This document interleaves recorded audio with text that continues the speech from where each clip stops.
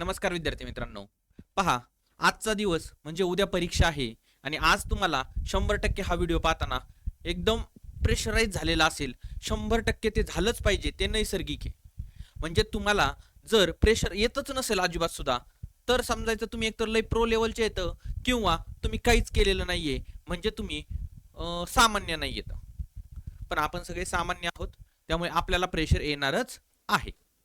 आता महत्वाची गोष्ट, आता हा एकदम 5 मिनिटांचा छोटासा व्हिडिओ आहे की तुम्हाला शुभेच्छा द्यायच्यात. पण एक गोष्ट लक्षात घ्या तुम्ही, की आपल्याला आजपासून म्हणजे थोडेसे 2-3 गोष्टी सांभाळाव्या लागतील जर उद्याचा पेपर प्रेशर फ्री किंवा टेन्शन फ्री द्यायचा असेल तर.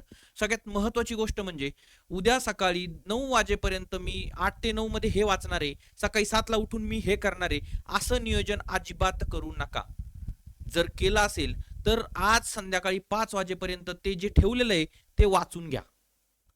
ते जे ठेवलेलं आहे तुम्ही करंटचे पुरस्कार मी सकाळी 7 ला उठून वाचणार आहे हे ते असं, हे सगळं आज 5 पर्यंत संपवा आणि 5 ला डाव घोषित करा.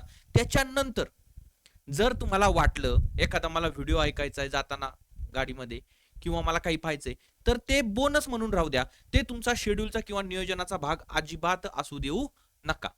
याचं रिझन असं आहे की जर तुम्हाला काही कारणास्तव ते वाचायला वेळ मिळाला नाही, तर तो गिल्ट घेऊन तुम्ही जर एक्झाम हॉलमध्ये गेलात तर 100% ते तुम्हाला खूप जास्त टेन्शन देणारं असू शकतं. म्हणून आज संध्याकाळी 5 वाजेपर्यंत तुम्हाला जे काही करायचंय ते फास्टमध्ये संपवा आणि रिलॅक्स व्हा. त्याच्यानंतर जे करताल त्याचं कुठलंच शेड्यूल नसावं.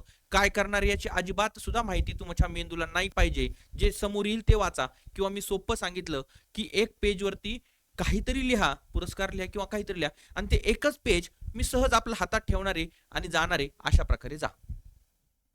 सेकंड थिंग, बऱ्याचशा वेळेस मी सुद्धा किंवा अजूनही बऱ्याच जणांनी लॉजिकची गोष्ट केलेली असेल, मग फक्त लॉजिकच्या बेसिसवरती प्रश्न सोडवणार येतं म्हणून एक्झाम हॉलमध्ये अजिबात एंट्री करायची नाहीये. आपला अभ्यास 99% गोष्टीच्या कंप्लीट आहेत. फक्त वरच्या 1-2 प्रश्नांसाठी आपण ते लॉजिक लावणार येतं. आणि ते कधी लावणार येतं? प्रश्न वाचला, आपल्याला उत्तर येतंय, नो प्रॉब्लेम. उत्तर येतच नाहीये आणि एकदम अननोन वाटतंय, चौकटीच्या बाहेरचा वाटतंय, सोडून द्यायचंय, तर आपण त्याला ते काहीतरी लॉजिक लावणार येतं आणि ते लावायचंच आहे.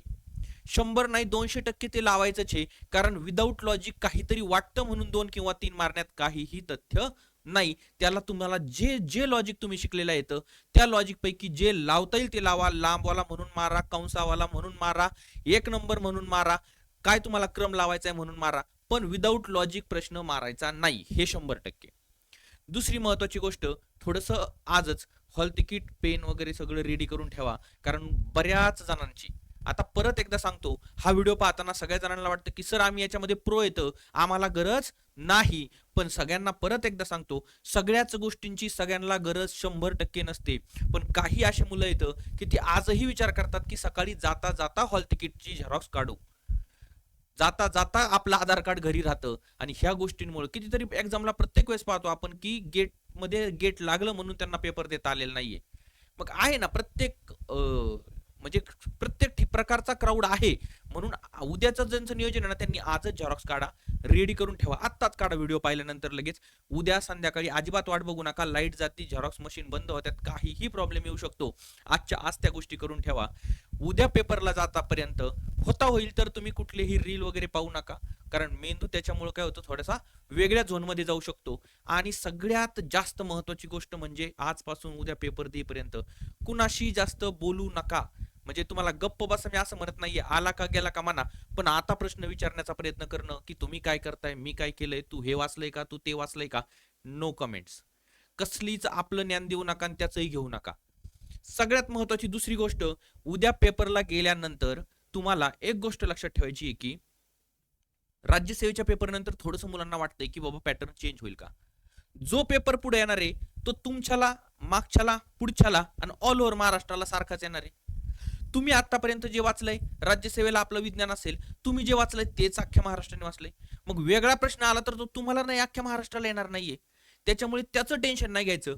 फक्त इथं तुम्ही असं पॉझिटिव्ह व्हायचं की मला अजिबात न येणारा प्रश्न सोडवण्याची टेक्निक माझ्याकडे, आणि ती म्हणजे लॉजिक, इलिमिनेशन टेक्निक. मी काय अप्लाय करीन, कसं अप्लाय करीन मला माहित नाही, पण मी त्या प्रश्नासोबत खेळणार. समोर प्रश्न असेल आणि मी त्याच्यासोबत खेळणार. मी तर माझ्या स्वतःवरून सांगतो प्रत्येक वेळेस की मी टेक्निकली म्हणजे इतकं ते प्रश्न टाकून टाकून त्याच्यामध्ये मला हे आयडिया आलेली आहे की तुम्ही माझ्या समोर तुम्ही स्वतः एखाद दिवशी या, प्रश्न बनवा, 4 पर्याय बनवा आणि मला सांगा की यातलं उत्तर काय असेल. कुठलाही बनवा म्हणजे आपल्या अभ्यासाव्यतिरिक्त, तरी मी उत्तराला गेस करण्यासाठी काहीतरी लॉजिक बांधू शकतो. मग ते तुम्ही बांधू शकता, पण तुम्ही तो ट्रायच करत नाही. जर तुम्ही समोर एकदम अननोन प्रश्न आला तर काय करायचंय, हा प्रश्न मला बरोबरच आणायचा आहे, याच्यासाठी माझ्याकडे जे लॉजिक येतं ते लॉजिक मारा. 10 प्रश्नांना लावलं तर 5-6 प्रश्न बरोबर येतील, 2-3 चुकू द्या, पण याचा अर्थ असा नाही की आपल्याला आउट ऑफ मार्क घ्यायचे.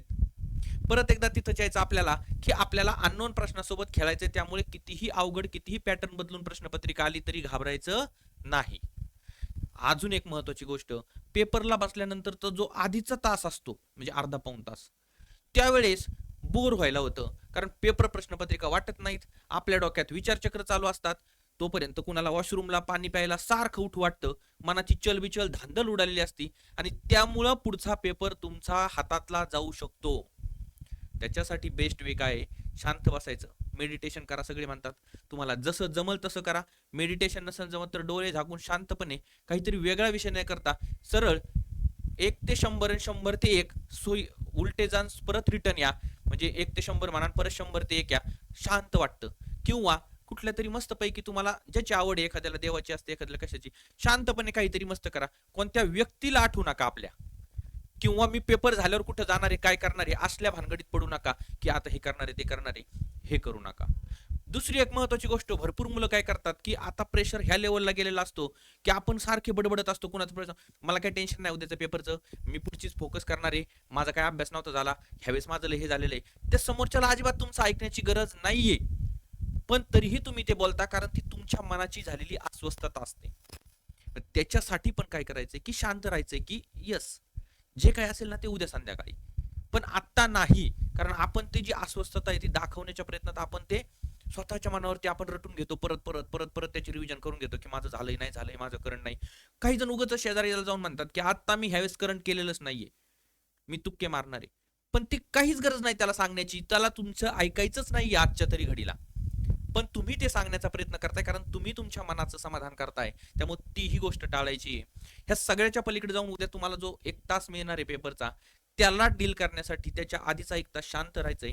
आणि एकच गोष्ट लक्षात ठेवायची, मला माझ्या समोर इतिहास येतोय का, भूगोल येतोय का, पॉलिटी येते, हिस्ट्री येते, जिओग्राफी येते, करंट येते, इकॉनॉमिक्स येते, जे काय असेल तुम्हाला, सायन्स येतंय, मॅथ रिजनिंग येतंय, जो प्रश्न येतोय तो माझ्यासाठी एक प्रश्न आहे आणि 4 पर्याय येतं आणि त्याला मला तोडायचंय म्हणजे बरोबर मारायचंय. काही जण पहिल्या राऊंडला येणारे सोडवतात, सेकंड राऊंडला न येणारे सोडवतात. ज्याला वेळ पुरत नाही त्याने त्या रिटर्न सेकंड राऊंडच्या नादी लागू नका, पहिल्यांदाच घ्या, जसं जमल तसं मारत मारत मारतच पुढे जा. काही जण लगेच प्रश्न बघून गोळा मारतात, काही जण शेवटी मारतात. मी म्हणेल लगेच मारला ऍटलीस्ट 5 मार्क झाल्यावर मारा, कारण शेवटी मारताना लाईन जर थोडी जरी इकडे इकडे झाली तर तुमची पूर्ण 4-5 प्रश्नांची जर खालीवर झालं तर पेपर तुमच्या हातातून जाऊ शकतो. त्याच्यामुळे लगेच एक झाला की एक मारलं तर बेस्ट आहे, पण काही जणांना ते जमत नाही. सो तुम्ही एक 4-5 झाले तर 5चा गठ्ठा मारू शकता, म्हणजे 5 मध्ये जरी काही गडबड झाली तरी तुमचा 1 किंवा 2चाच गोळा चुकू शकतो. पण जर तुम्ही 10-10, 15-15ची लाईन जर मारायला गेले फास्ट मध्ये आणि पेपरचा प्रेशर असतो शेवटी, तर त्यावेळेस तुमची गडबड होऊ शकते. हे सगळे मुलांकडून आलेले आतापर्यंतच्या अनुभवाचे गोष्टी सांगतोय मी तुम्हाला की असं होतं ऍक्च्युअली मध्ये. त्यामुळे ह्या गोष्टी सगळ्या सांभाळा. आणि सेकंड थिंग सगळ्यात की तुम्हाला पेपर इतक्या शांततेत सोडवायचा आहे की ती शांतता काय वाचलंय काय नाही वाचलं याच्याशी संबंधितच नसली पाहिजे. समोर प्रश्न आणि त्याचे 4 पर्याय, काय करता येईल बाबा ह्या प्रश्नासोबत, काय म्हणणं काय. आपण म्हणतो ना की एकदम रागावलेला माणूस असेल ना समोरचा आणि त्याला डील करायला जर एकदम सुंदर श्रीकृष्ण जर गेले तर ते सहज बसून म्हणतील की तू बोल, आता तुला काय करायचंय ते कर, मी शांत बसून ऐकतो आणि मग मी माझं तुझं सगळं झाल्यावरती सोल्युशन सांगतो. अगदी तसंच प्रश्न कसा आहे काय हे व्यवस्थित वाचायचंय आणि मग त्याच्यावरती रिॲक्ट व्हायचंय. आपण घाई करायच्या नादात, हे करायच्या नादात एकदम येणारा सोपा प्रश्न सुद्धा चुकतो. आणि प्रत्येक रिझल्ट गेलेल्या मुलाचा, आपण एकूणाबद्दल बोलतोय, रिझल्ट येणाऱ्यासाठी म्हणजे जो 50 मिनिट लागतोय तर तो 45, 40, 41, 48 पशी अडकतोय, त्याच्यासाठी 10 मार्क असणाऱ्यांबद्दल आपण चर्चा करत नाहीये. मग तुमचे जे 3-4 मार्क आहेत ना ते ह्या गोष्टींमुळे वाढणार आहेत, हे लक्षात घ्या. हे जर तुम्ही 3-4 मार्कासाठी काम केलं असेल ना, किती काम करा, 40 45 50 60 पर्यंत जिथं मेरिट लागतं त्याच्या एक 2-4 मार्क अगोदर, 5 मार्क अगोदर, आणि त्याच्याला क्रॉस करण्यासाठी जे 5 प्रश्न लागतात ते तुमच्या ह्या बाष्कळ चुका, म्हणजे ज्याचा काही संबंध नाही, गोळा चुकणे, मी 2 टिक केलं आणि 3ला मारलं, ह्या चुका, प्रश्न वाचला 2 बरोबर टिक केलं पण तो 2B शेवटी 4 नंबरला दिलेला होता, मी ते पाहिलंच नाही, हे का होणार आहे? घाईमुळे होणार आहे. त्याच्यामुळे तुम्हाला प्रश्न व्यवस्थित आणि 4 पर्याय व्यवस्थित वाचायचे. 100% तुम्हाला हा पेपर पाहिजे त्यापेक्षा थोडे तरी जास्त मार्क देऊन जाईल. माझं एवढं म्हणणं राहील, प्रामाणिकपणे केलेलं आहे, आयुष्य ही परीक्षा काय ठरवणार नाही, पण हा तुम्ही केलेली मेहनत हा पेपर ठरवणार आहे. ह्या 2 गोष्टी लक्षात घ्या. हे पेपर आयुष्य ठरवणार नाही. त्याच्यामुळे इतकं पण ताण नाही घ्यायचं की मी पासच नाही झालो तर काय करू, पण केलेल्या प्रामाणिक मेहनतीचं फळ किंवा केलेली कामगिरी, तुम्ही जी काही केलेली आहे त्याचा रिझल्ट म्हणून हा पेपर आज तुमच्या समोर असेल. त्यामुळे तशाच प्रकारे त्याला डील करायचे. हा एक पेपर आहे, तो जाऊन द्यायचा आहे, जे मार्क येतील ते मला घ्यायचे. माझ्या मेहनतीला जर तुम्हाला, म्हणजे याच्याने जर मला तुम्हाला हे करायचं असेल की याच्याने अभ्यास केलाय मग तुला मार्क कसे येतं, ह्या 4-5 चुका जर नाही ना झाल्या, म्हणजे सिली मिस्टेक, हे जर 4-5 मार्क, तर वाचलेलं बरोबर जर मार्क आलं आणि मार्क कमी आले, रिझल्ट नाही आला, तरी कधीच रिग्रेट होत नाही. कारण जे वाचलंच नव्हतं ते प्रश्न बरोबर काय यावेत, किंवा जिथं लॉजिकच लागत नव्हतं ते बरोबर काय यावेत, पण लॉजिकही लावलंय, सिली मिस्टेकही नाही झाली, गोळाही नाही चुकलाय, ऑप्शनच्या मध्येही हेरफार नाही झाली, तर 100% तुम्ही समजू शकता की yes, I can do it. मी केलंय, मला जेवढं देता येईल तेवढं दिलंय, माझ्या समोर माझ्या सगळ्या देवांवरती विश्वास आहे आणि सगळ्या श्रद्धा, सगळे पुण्य माझ्या कामाला आलेत, असं तुम्ही म्हणू शकता. चला, जास्त व्हिडिओ मोठा न बनवता सर्वांना परीक्षेसाठी खूप खूप खूप जास्त शुभेच्छा. काही झालं तर तुम्ही नक्की जिंकणार आहेत, कारण कृष्णा सदाय सहायते, नेहमी आपल्या केलेल्या कामाला मदत करण्यासाठी कोणीतरी वरून पाहतय आणि ते तुम्हाला पुश करतय. फक्त ते त्यालाच पुश करणारे जो शांततेत राहणारे, गडबडलेल्या अवस्थेला किंवा मनाला देव सुद्धा काही करू शकत नाही. तर मग त्याच्यासाठी तुम्हाला शांत राहायचंय, शांत पेपर सोडवायचा आहे. सगळ्यांना परीक्षेसाठी खूप साऱ्या शुभेच्छा, खूप खूप साऱ्या शुभेच्छा. धन्यवाद. जिंकून या. आणि जर परत एकदा सांगतोय, जर पेपरला बसल्यावर एखादा प्रश्न अवघड वाटला तर त्या एकाच प्रश्नाने लगेच पूर्ण पॅनिक व्हायचं नाही, कारण तो एकच प्रश्न संपूर्ण 99 प्रश्नांना खाऊ शकतो. आणि जसं म्हणतो ना की एखादा प्रश्न जरी आता आपल्या ट्रिक्सचा लागला तर तुम्हाला राहिलेल्या सगळ्या प्रश्नाला तो कॉन्फिडन्स येतो. तसंच उलट होतं, अवघड दिसला लगेच लॉजिककडे जायचं, अजिबात वाचलेला नाहीये लगेच लॉजिककडे जायचं आणि मनाला सांगायचं की हे माझं लॉजिक परफेक्ट आहे, मला हे जमलंय, आणि लगेच पुढे जायचं.